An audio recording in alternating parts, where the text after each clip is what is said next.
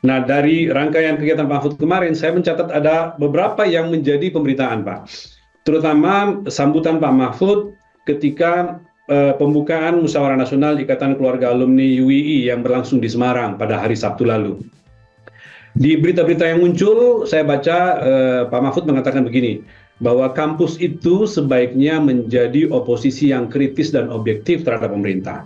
Itu muncul Pak di mana-mana. Ada yang mengatakan Mahfud meminta kita menjadi oposisi, ada yang meminta Mahfud meminta kita menjadi kritis dan objektif, berbagai judul muncul. Pertanyaan saya, apa maksud dari pernyataan Pak Mahfud itu, Pak?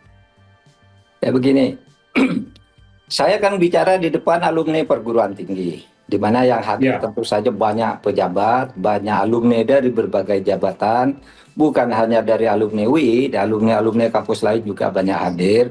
Sehingga saya mengingatkan bahwa kampus itu dulunya punya fungsi sebagai menara api, yaitu memberi penerangan dan pencerahan kepada masyarakat, bukan menara gading yang hanya tampak indah tapi hanya bisa dilihat dari jauh keindahannya.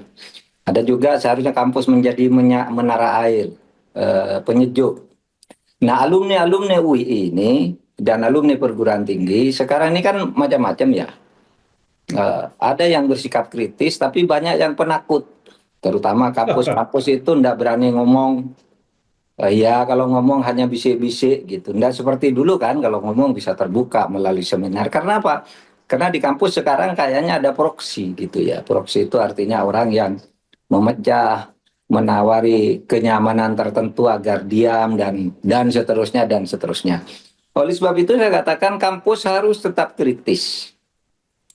Tetapi saya mulai dengan pernyataan kritis itu harus tetap objektif melihat situasi sehingga memuji dan mengapresiasi apa yang dikerjakan oleh pemerintah sudah baik ya kita puji. Yang tidak baik ya kita luruskan. Maka saya katakan Anda jangan sekali-kali menjadi nihilis. Mengatakan semua yang dikatakan pemerintah, dilakukan pemerintah salah. Enggak, banyak yang bagus. Gitu, banyak yang bagus. Jangan nihilis. Jangan juga sampai fatalis menyatakan ya udahlah serahkan terserah kita nggak bisa apa-apa udah diem aja. Itu juga tidak boleh. Menganggap semuanya salah lalu ngamuk-ngamuk gitu karena nihilis atau fatalis. Wah serahkan aja lah ke pemerintah. Sudah nggak bisa diingatkan terserah aja kita nerima aja apa yang mau kita terjadi pada kita tuh terserah pemerintah punya tanggung jawab. Juga jangan sampai bersikap skeptisisme radikal. Selalu mempersoalkan apa yang ditanyakan, yang dikatakan belum jelas, sudah dibantah, sudah diserang. Ini bagian dari omon-omon, nggak boleh begitu. Nggak boleh dikatakan hanya bagian dari omon-omon. Kita dengarkan dulu masalahnya. Sehingga jangan sampai skeptis radikal. Dan juga jangan pesimisme ekstrim. Sudah, apa? Udahlah, apa kayak gini nggak bisa harapan nantilah busuk-busuk sendiri. Itu pesimisme ekstrim namanya. Nah kita orang kampus tuh harus objektif. Yang baik ya katakan baik, yang jelek katakan jelek. Misalnya apa?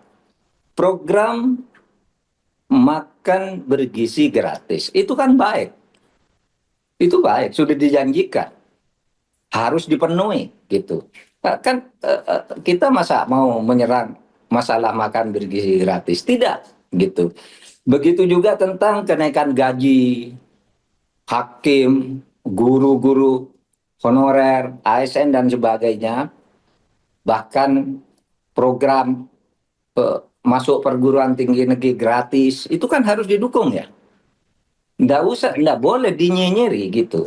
Nah, soal teknisnya bagaimana? Biar pemerintah yang cari jalan, karena dia yang punya sumber daya untuk melakukan itu. Food estate misalnya. Ya kita dukung, kita perlukan kedaulatan pangan. Termasuk yang akhir-akhir ini misalnya efisiensi. Loh, efisiensi itu nggak boleh dikritik secara membabi buta menurut saya. Kenapa? Karena sejak zaman Orde Baru kita mengeluh pemerintah ini tidak efisien. Kita melakukan reformasi untuk efisiensi agar tidak terjadi kebocoran-kebocoran. Kan gitu. Kita dukung efisiensi itu.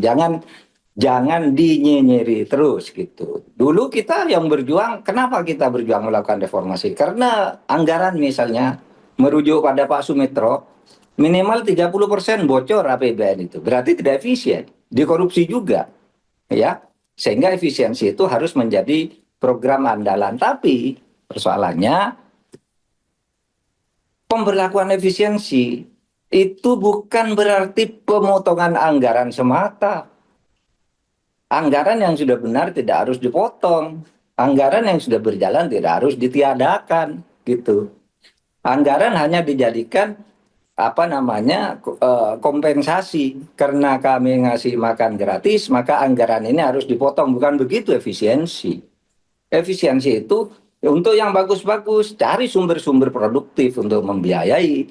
Tapi untuk apa program yang sudah berjalan menjadi program rutin, apalagi proyek multi-years, itu tidak bisa dipotong begitu saja. Kalau cuma mau ngasih ngakan gratis lalu mengambil anggaran yang menyebabkan orang kehilangan lapangan kerja di infrastruktur, di pendidikan dan sebagainya, yaitu namanya bukan efisiensi, gitu.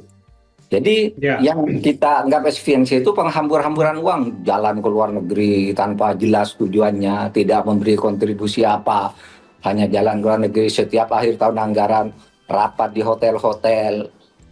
Karena apa? Karena dapat kesempatan untuk menghabiskan uang, mendapat SPPD, kemudian anggarannya dianggap memenuhi syarat dan sebagainya. Nah, itu efisiensi namanya yang harus dilakukan, gitu. Oleh sebab itu kita dukung tindakan efisiensi itu karena inefisien itu bagian dari cara orang melakukan korupsi yang harus kita perangi. Tapi efisiensinya harus tepat. Efisiensi itu bukan harus memotong dirata-ratakan anggaran ini potong sekian ratus persen, ini sekian puluh persen, ini sekian dan seterusnya itu bukan efisiensi namanya, tidak ada perhitungannya.